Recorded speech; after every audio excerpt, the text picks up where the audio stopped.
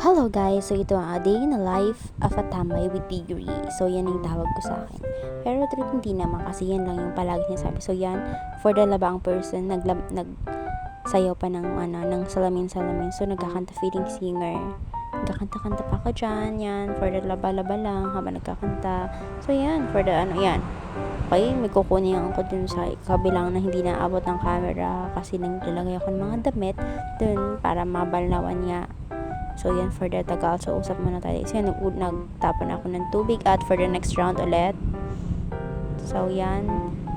Okay, balnaw tayo ulit. Pero, pinakalas na ata itong balnaw ko. Nalagay ko na yan sa kabilang banyera. At nakita niya naman niya. Ayan nyo. Okay, wala na tayong gabi dyan. So, yan, yung hapon na ata to habang naglalaba ako. So, ito naman, kailangan ko na magsablay. Hindi ko na pinakita yung process, pero tinatanggal ko na ngayon yung mga damit na sinablay ni ng Kim at nilaban ni Daddy. So, yan. Fast forward ko na nga ito kasi masyadong matagal pa talaga. So, yan. Pero naka-ano na po ito, naka-timelapse na po. Yan. So, yan. Kukunin ko na ata dyan yung yung chicken sa taas, oh. Wonder lang siya. So, yan. Kukunin ko naman ata dyan yung isasablay ko. So, for the bilis yan. Pero, yung ginagawa ko yan, ang tagal-tagal niyan. Pero, parang ako nag-fast forward. So, yan yung chicken. Meron yung pinagkaabalan sa buhay niya.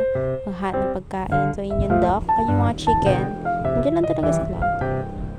O, wonder lang sa libod namin, sa likod namin bahay. At yan nga, ang dadami na. Okay, saan ako pupunta niyan? Ay, may kinuha pa ako ba? Damit ni mama yon. So yan, magdadance pa ako dyan. Hindi nakita kasi naka-fast forward. Ayun na naman yung chicken. So yan, for the lakaw-lakaw.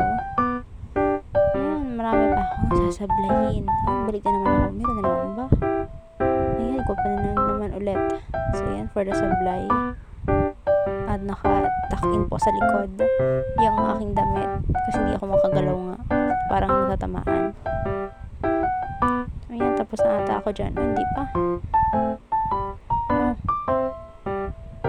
So yun, hindi pa talaga. So ayan, ito naman yung tapos na yung tubig kasi maalpog kasi sa luwas, malikabok dahil sa mga nagdadaan. So nag-ubo ko ng tubig para hindi gaanong maalpog. So, wala na ako sa frame kasi pumunta ako sa unahan. So, ito naman, kumuha na akong tubig, nag-video pa ko dyan. So, yan. Doon ako sa tricycle, nagbubuan ng tubig. At sabi nga ng tita Alin daw, up daw, binubuan ko yung mga dumadaan. Para syempre, hindi naman tayo mababasa kasi for the life yan. For the bubuo yung tricycle kasi super alpog na po talaga siya as in. So, masaya naman ako dyan. Oh, yan na. Tapos na ako for today's video. Napapubo ng tricycle. Bye-bye!